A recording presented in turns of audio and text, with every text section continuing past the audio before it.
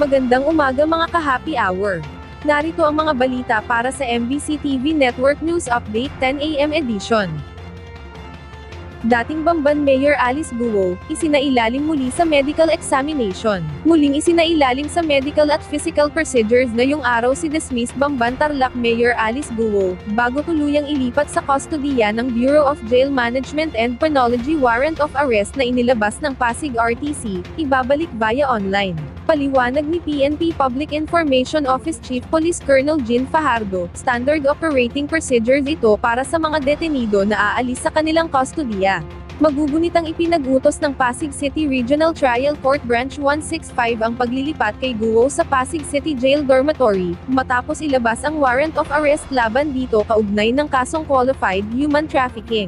Alas 8:50 ng umaga nang makaalis ang convoy sa Campo Crame, at nakarating sa Pasig City Jail ganap na alas 9:14 ng umaga. Samantala, mga sasakyan ng PNP, naka-standby na rin para sa 2 araw na tigil pasada ng piston at manibela.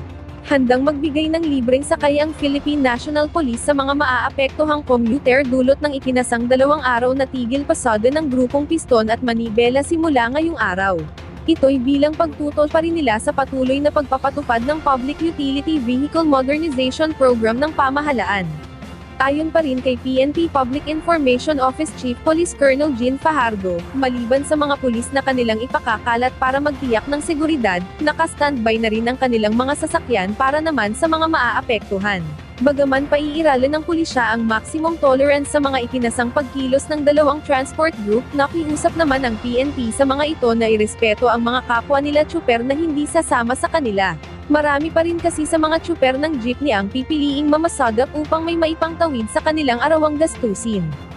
At yan ang mga balita para sa MBC TV Network News Update 10 AM edition. Abangan ang mga susunod na balitaan mamaya para sa 11 AM edition.